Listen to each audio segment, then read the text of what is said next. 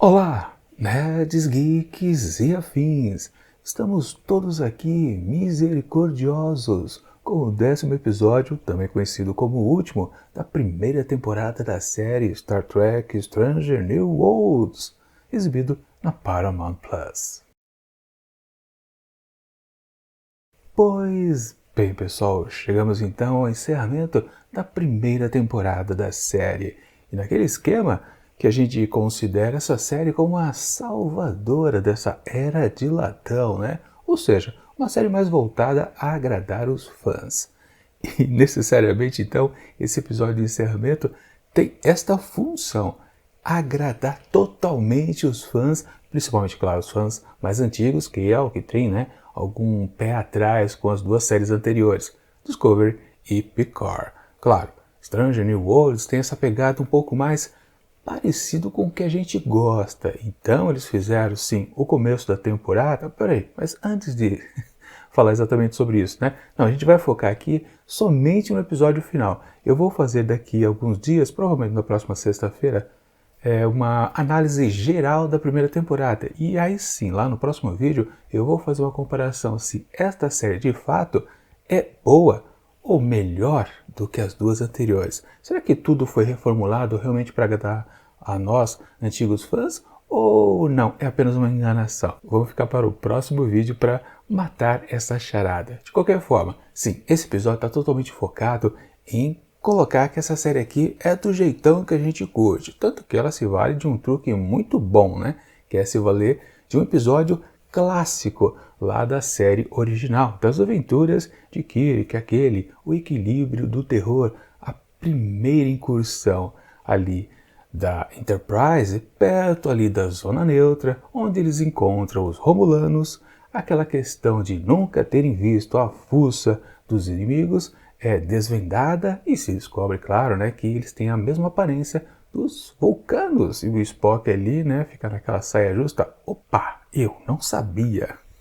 De qualquer forma, né, aquele excelente episódio, considerado como top 10 de praticamente todos os fãs, sim, ele é aqui revisitado numa outra roupagem, né?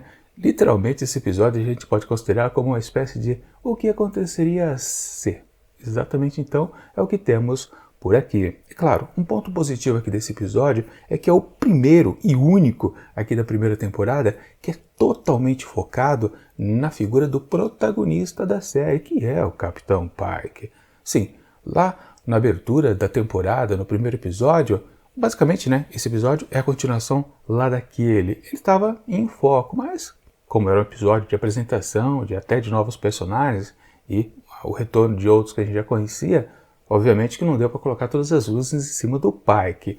Os episódios um pouco mais depois, ele nunca ficou exatamente em destaque. Na verdade, a gente percebeu muito fácil que Pike foi sendo um pouquinho deixado de lado. Peraí, mas já estou fazendo a análise da primeira temporada? Não, vou deixar para o próximo episódio. Sim, aqui ele está em completo destaque e numa situação outra, exatamente. Ou seja, por isso até que os personagens que a gente já conhece aqui da tripulação da Enterprise do Pike estão um pouquinho diferenciados. E claro, colocado bem de escanteios, porque também temos a presença ilustre, né, do Capitão Kirk já aparecendo aqui na primeira temporada. Eu achava que ele só ia pintar lá na segunda e realmente para mim foi uma surpresa. Eu não sei se já tinha sido dito que ele participaria aqui do encerramento da temporada, realmente fiquei boiando, mas quando vi, eu falei, caramba, legal, já vamos descobrir se o cara é bom ou não, esse novo Kirk na figura do seu intérprete, que até é meu xará, né? É o Paul, né?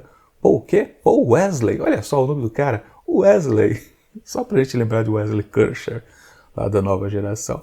Enfim, o que vale. Mas daqui a pouco eu falo a respeito do ator, né? Sim, esse episódio aqui, então, tem a missão de fazer aquela grande comparação entre lá o episódio clássico, o equilíbrio do terror, então, este episódio aqui, onde, claro, se antes nós tínhamos exatamente qual foi as atitudes, as ações, os pensamentos, a estratégia do Kirk a respeito, então, do conflito com os Romulanos, o que o Pike vai fazer? Pois é, uma coisa diferente e que resulta, claro, na sua reflexão a respeito do seu destino. Sim, o grande mote desta primeira temporada está ainda centrado, ou estava, né, ainda centrado no dilema do Pike, de saber que ele daqui a cerca de 7, 10 anos, mais ou menos isso, ele vai sofrer um grave acidente tentando salvar a vida dos cadetes. E ele vai ficar naquele estado praticamente quase vegetativo, numa cadeira de rodas que a gente conhece desde a série clássica, onde então o Spock o ajuda, levando ele para aquele planeta Talos 5, né? Onde temos lá os Talusianos, né, que fazem com que ele viva uma certa realidade fantasiosa. Enfim, outras histórias, outros clássicos da série antiga. Mas o que vale, uma grande modificação colocada por Discovery foi exatamente o Pike saber do seu destino. Isso antes não existia. E quando aquele episódio aconteceu lá em Discovery, nas aventuras de Michael Burnham, eu sempre fiquei achando, caramba, é muito interessante assim, o Pike saber que ele vai sofrer o acidente e ficar com toda essa questão na sua cabeça, né? Se salva ou salva os cadetes.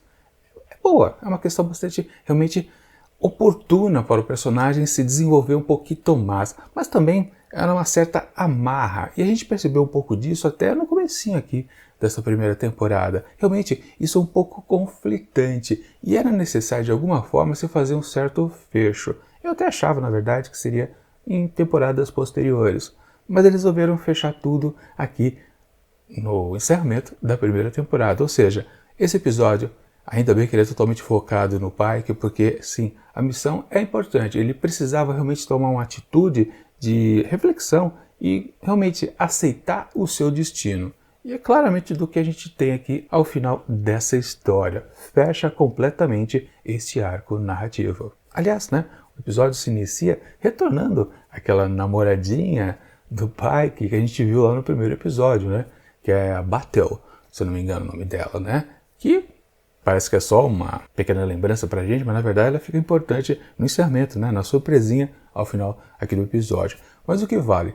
Eles estão em missão de fazer entrega de suprimentos justamente ali na zona neutra e ele acaba conhecendo ali o responsável pelas bases, um personagem que já havia aparecido lá no episódio clássico da série do Kirk, e aí que ele tem uma surpresa, né? Porque ele acaba descobrindo o garoto, então ali do comandante de um dos postos avançados e peraí, ele acaba percebendo, né, falando consigo mesmo, você é um dos cadetes que daqui a alguns anos vai morrer. É um dos que realmente ele não consegue salvar. Porque também o dilema, né, não era apenas ele se acidentar. Dois cadetes, na verdade, acabam morrendo. Ele salva outros, mas dois falecem. Então, ele fica naquele baque imediato, né? Caramba, conheci o moleque aqui. Ele até revê lá os dados que ele tinha de todos os futuros cadetes, né? Que ele vai tentar salvar ou não. E ele toma uma decisão. Escrever uma carta justamente para esse garoto e também para todos os outros, né? Avisando, alertando. Olha, vocês não devem estar num certo dia como cadetes, numa certa oportunidade, num certo evento, não importa. Ou seja, ao ver o garoto, ele toma a decisão definitiva. Ele quer salvar todos. Ou seja, não é mais questão de preservar a sua própria vida, né? Mas de salvar os cadetes. No caso, essas crianças, ou esse específico garoto que ele tinha acabado de ver. Mas ele mal consegue terminar de redigir a carta, eis que surge ele próprio, um eu do futuro. Pois é, o Pike, velho, trajando aquele uniforme vermelho, super bacana dos filmes, né, da época de Kirk no cinema. Muito bacana também esse repaginamento do uniforme, se bem que colocaram aqueles detalhes cheios de firulas que não sei se ficou muito bem, mas de qualquer forma, valeu. Isso, na verdade, é um indicativo pra gente, que a gente sabe quando passa a história, a gente sabe muito bem que ele viveu bastante. Aliás, ele continuou vivo durante muito, muito tempo, né? E continuaria, de fato. Mas a missão dele ali é encontrar o seu eu jovem para avisar que, caramba, nós tomamos a decisão errada. O sacrifício é necessário. Só que naquele esquema, né? Como é que ele vai acreditar? Basicamente, em muitos momentos, né, de histórias assim de viagem no tempo, quando você vai encontrar com o seu próprio eu, você vai comunicar para outras pessoas, né, que tal evento no futuro vai prejudicar muita gente, é uma questão às vezes apenas de conversa, você não precisa vivenciar. Só que aqui no universo de Star Trek, temos agora, também a partir de Discovery, aqueles cristais de tempo dos Klingons, onde você tem a experiência quase que total, como você realmente estivesse vivendo o que vai se passar no futuro. Você tem todas as sensações corporais, tanto que o Pike, ele sentiu toda a dor do seu trauma, do seu acidente, de maneira completa, 100%. Então, o Pike velho dá ao Pike novo a experiência de tocar mais uma vez no cristal do tempo e ser, então, levado exatamente àquela questão na zona neutra que tem a ver com o episódio antigo Equilíbrio do Terror. O embate, então, contra os Romulanos. Só que dessa vez, né, o Kirk não está como capitão da Enterprise, ele ainda é um capitão da Farragut. Pois é, onde ele havia servido como tenente, né, na história que nós conhecemos, ou vamos conhecer, depende de como a gente faz a referência, né? De qualquer forma, ou seja, quem vai ter o enfrentamento pela primeira vez e conhecer a face dos Romulanos não será mais Kirk e equipe, será Pike e seus oficiais. Uma grande mudança, só a partir desse ponto já gera assim uma grande diferenciação em como as coisas podem se desdobrar. E de fato, é essa pegada então aqui dessa história, o que traz todo o charme. E também, aí a gente pode começar a criticar um pouco o episódio, ele não é, digamos assim, uma coisa super original, porque sim, estamos, como eu comentei, na questão do o que aconteceria se. E no caso, o se é o que aconteceria se não Kirk, mas Pike enfrentasse pela primeira vez os Romulanos naquele incidente da zona neutra. Qual seria a diferença? Bom, a diferença literal é que a galáxia estaria lascada, pois a guerra recomeçaria. Ou seja, para salvar uma vida de um capitão e mais 2 cadetes, tudo vai ficar muito pior. Claro, mas o que importa no fundo aqui do episódio não é chegar a essa conclusão. Porque, basicamente, né, é o que Pike velho já disse para o Pike novo. É uma coisa meio que óbvia, mas qual é o desdobramento, né? Qual a percepção que o Pike novo tem que perceber para que ele tome a consciência e a decisão definitiva que ele tem que se sacrificar e tem que deixar também aqueles 2 cadetes morrerem sem nenhuma chance de serem salvos. Ele tem que concordar também com o destino trágico desses 2 cadetes. Na verdade, esse ponto específico, o episódio não chega a explorar, né? Fica mais na questão dele, né? E no fundo, claro que a gente já sabe, já adiantando, né? É uma questão de inverter, né? E isso lembra muito, então, fazendo uma referência ao filme Efeito Borboleta, né? Onde lá o personagem protagonista, ele tenta consertar as coisas do fluxo temporal, mas sempre que ele salva uma pessoa, ele ferra uma outra. É basicamente o que acontece então aqui também nesse episódio. Claro, também é uma grande referência aqui à Cidade à Beira da Eternidade, outro episódio clássico lá da série original, onde você precisa, para salvar o universo, você precisa com que alguém morra. E numa comparação bem direta, alguém que naquele momento representa o bem, a bondade, a coisa certa a fazer naquele específico momento. Só que em questão de desdobramento, na verdade, o ato de bondade se torna uma deflagração de um monte de maldade a seguir. É literalmente aquela coisa, a questão da pessoa certa no momento errado, né? Ou seja, não dá certo. Basicamente é o que acontece aqui.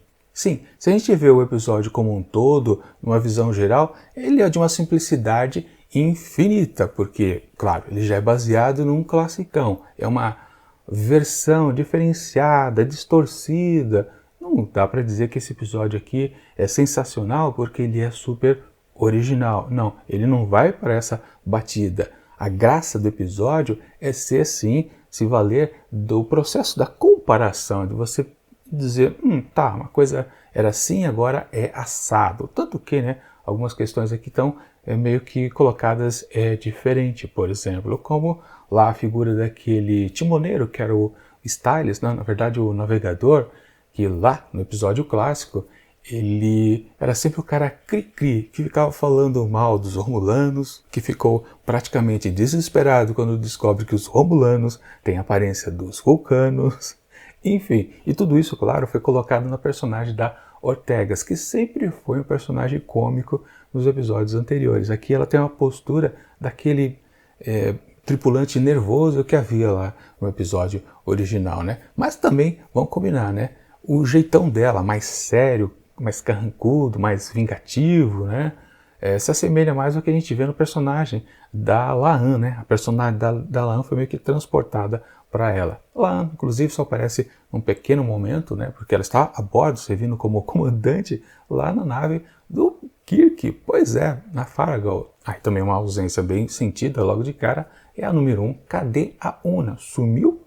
Depois acaba se descobrindo que ela está até presa, né? Mas enfim, isso é mais para o final e também tem a ver com a surpresinha. Assim, e Uhura, né? Claro, nessa época ela já é uma tenente. M'Benga faz a sua aparição ali meio que relâmpago, né?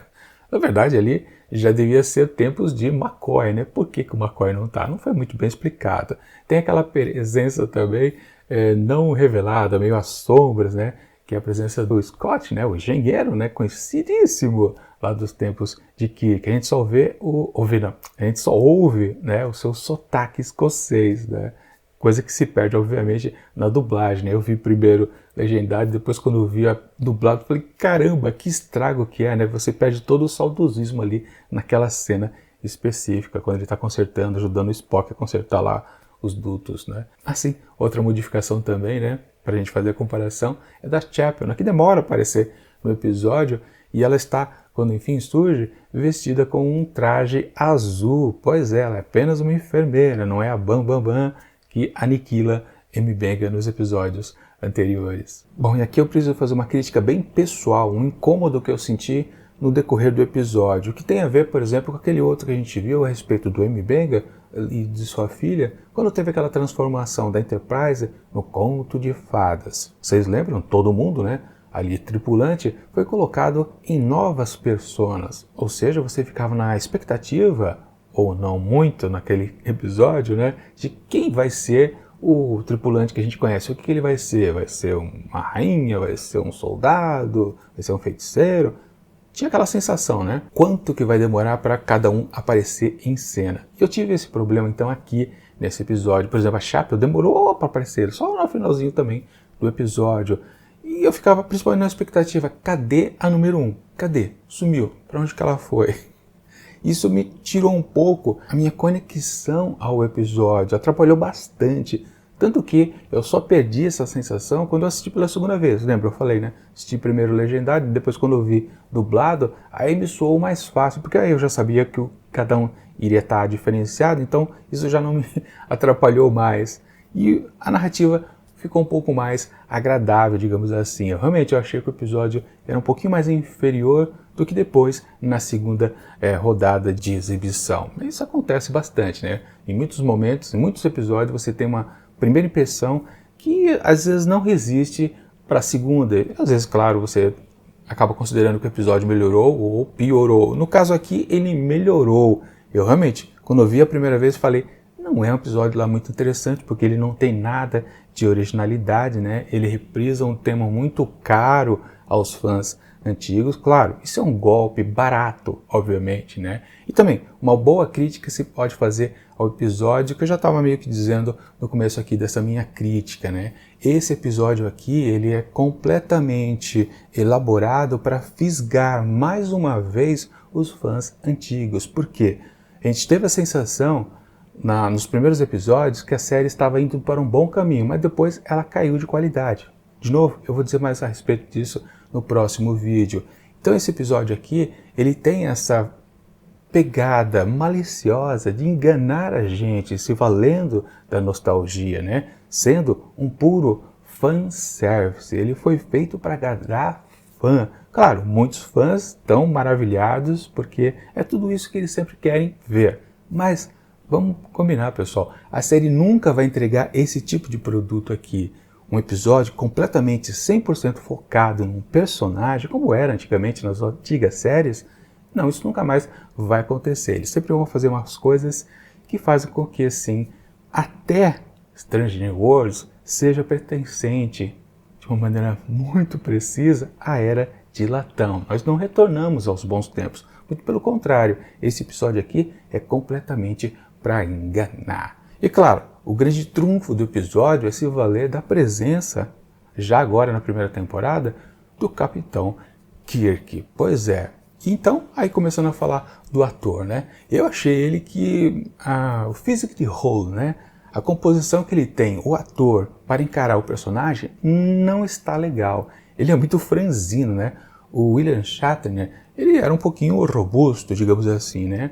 Chris Pine, que fez depois o Kirk nos cinemas, agora da versão do J.J. Abrams, também ele é, né, fortinho, musculoso, né? Mas colocar agora um ator bem, né, que, sei lá, ele me falta um charme, digamos assim, né? O charme que todos os dois Kirks anteriores possuíam, né? O cara que tem lábia. Esse ator aqui, o meu xará, ele não passa a impressão que ele é o cara que pode fazer qualquer coisa. Claro, o que ele desenvolve aqui de carta na manga é interessante, claro, é funcional, tem tudo a ver com o personagem. Mas o problema, de fato, é mais a atuação. A expressão do ator é muito carrancuda, né? Ele não tem aquela suavidade no rosto, aquela malandragem, que você olha para os dois Kirks que nós conhecemos e a gente fala, cara, esse é malandro. Você olha para a cara dele, você sabe que ele vai passar conversa em todo mundo. É o que acontece aqui. Esse terceiro Kirk também passa uma bela de uma conversa, né? Ele tem um truque ali sensacional, né? Que no fundo é para enganar a morte. É até um contraste bastante interessante, né?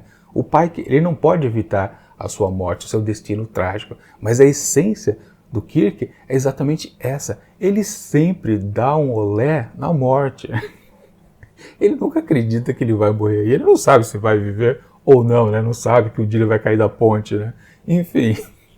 Mas ele sempre é o personagem que ele tem essa índole de nunca desistir. Ele sempre tem uma coisa a mais na cabeça, né? Um plano B, um plano C. Ele falou aqui do plano B nesse episódio, né? Mas ele tem muito mais do que dois planos, né?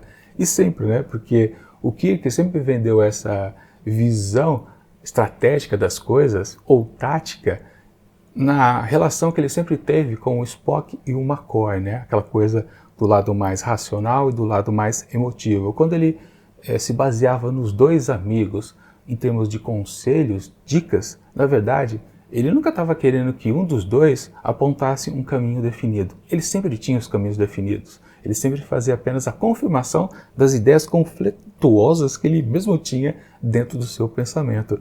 E Spock e McCoy falando basicamente o que ele já tinha previsto que os dois falariam, quando eles se duelam à sua frente, ele toma a decisão. Mas, de novo, ele já está com a decisão tomada, ele só faz uma confirmação, né?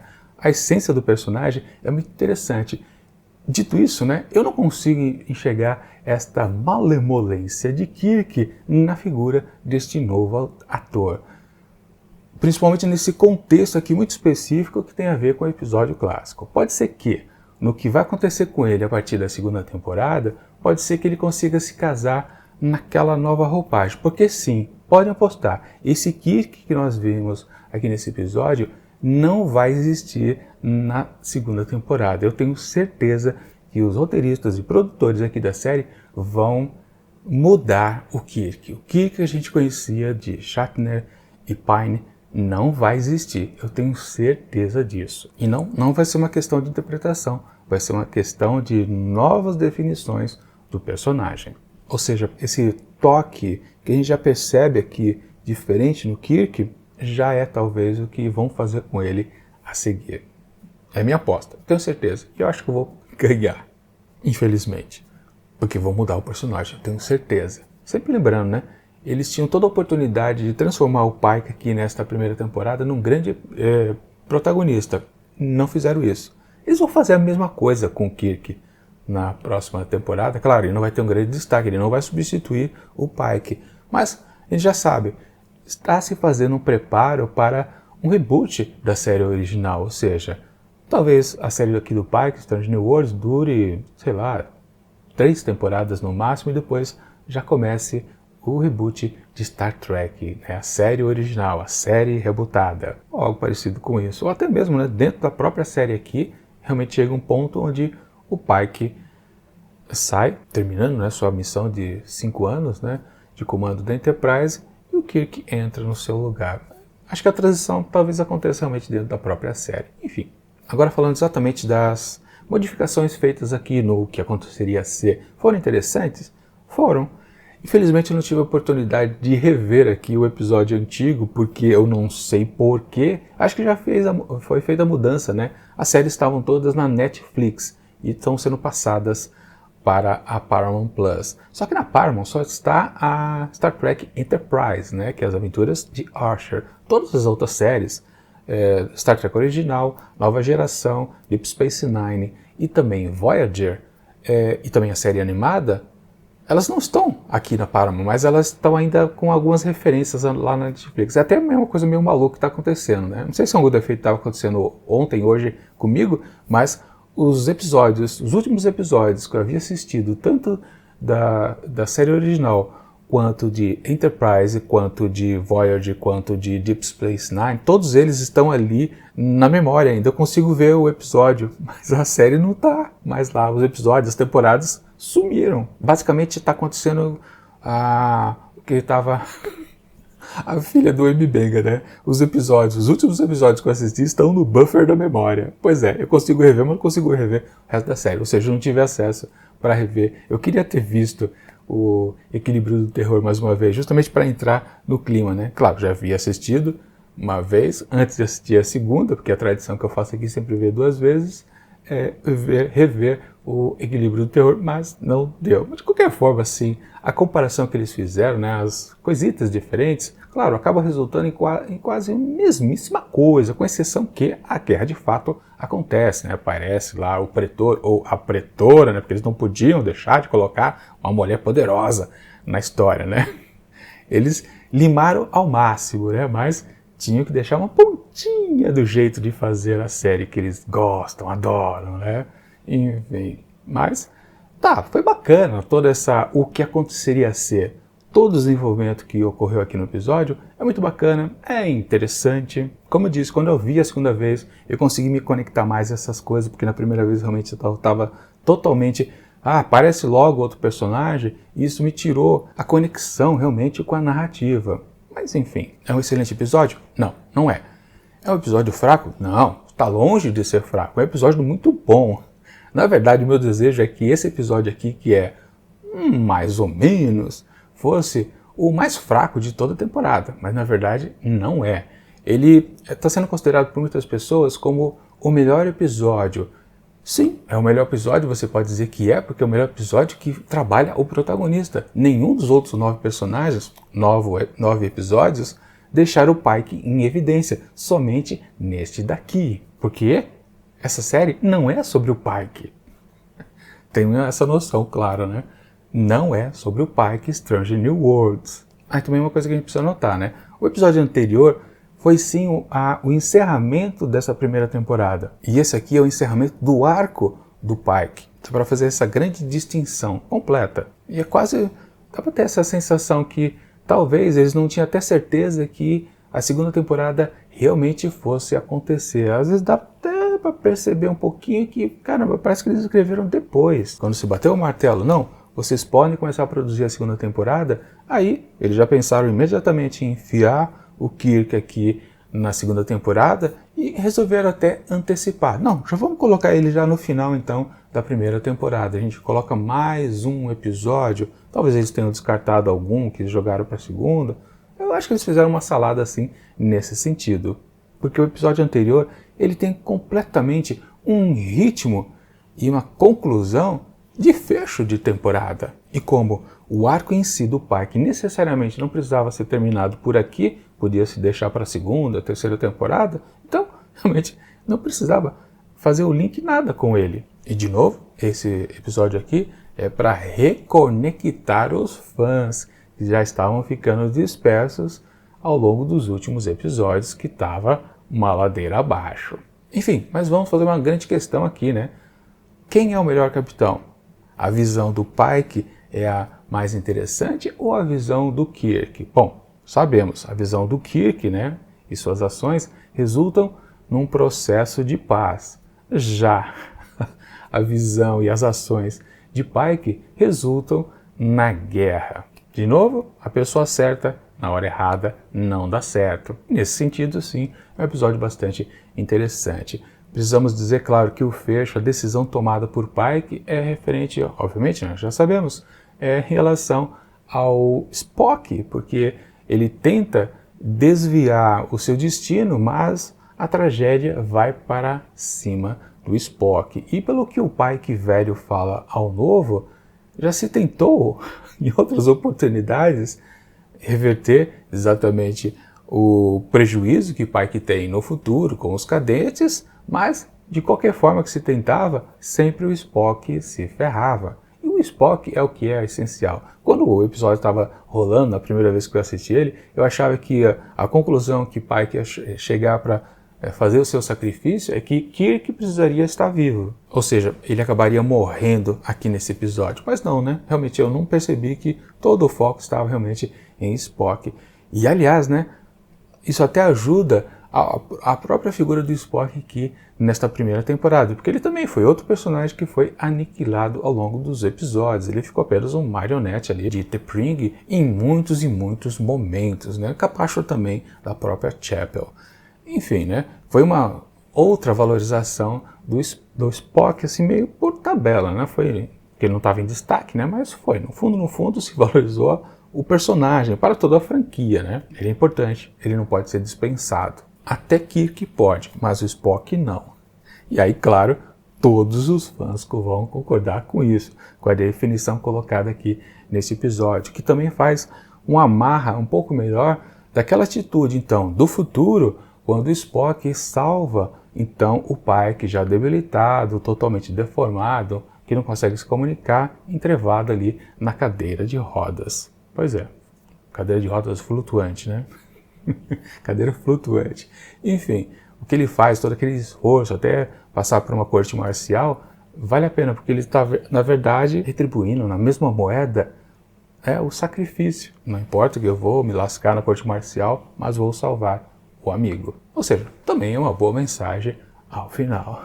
De qualquer forma, sim, é um episódio muito interessante, que a gente pode valorizar bastante por colocar o protagonista no seu devido lugar, lá em cima, com os holofotes sobre ele. A visitação aqui de um personagem como Kirk, antecipado, porque ele já apareceria mesmo na segunda temporada, é boa, é estratégica, não dá para dizer que eles não fizeram isso com muita premeditação. É óbvio, para agradar o fã, como eu disse, esse episódio aqui é bem, realmente, traiçoeiro, digamos assim, né? Ele quer te enganar mesmo. Aquele tipo, venham, tolinhos, vocês acham que a segunda temporada vai ser melhor ainda? Não, não vai, eu só tô te enganando. Tô dando uma coisinha que você quer, mas depois eu vou enfiar goela abaixo tudo o que eu quero. E vocês vão ter que engolir. Até aparecer outro episódio bom, provavelmente no último da segunda temporada. Enfim, um episódio bastante interessante, mas eu não digo que esse episódio é sensacional. Até revisando as notas aqui dos episódios anteriores, eu cheguei a dar nota 5 para um dos episódios, né? Não sei, acho que eu exagerei também. Mas eu comento isso também na resenha que eu vou fazer a seguir na próxima sexta-feira. Enfim, para esse aqui, encerramento, 10º episódio da primeira temporada de Star Trek Stranger New Worlds, eu atribuo apenas uma nota, claro, condizente de ser um episódio interessante, mas longe de ser sensacional. Ou seja, para ele eu atribuo apenas 4 asteriscos. Pode ser muito incoerente a nota que eu esteja dando para ele, mas acho que é porque, no fundo, eu não consigo relevar que esse episódio aqui é apenas uma enganação. É isso que esse episódio é. Para mim, ele sempre será uma enganação. Ele não tem nada de original. Mas como eu disse, se a série sempre apresentasse episódios top o tempo todo, todos os outros 9, e esse aqui tivesse colocado como um encerramento que ele é, eu acharia ele maravilhoso, muito melhor que esses poucos 4 asteriscos que eu estou atribuindo para ele, sim. Mas como a série, ela é o que é, e esse episódio aqui é para enganar, então eu digo que ele é apenas 4, porque ele é bom também. E é contraditório, né? Mas quero saber a opinião de vocês. Se eu tô louco ou estou exagerando, sendo muito hater a respeito do que é esta série? Coloquem aí nos comentários para a gente trocar umas ideias. Enfim, é isso.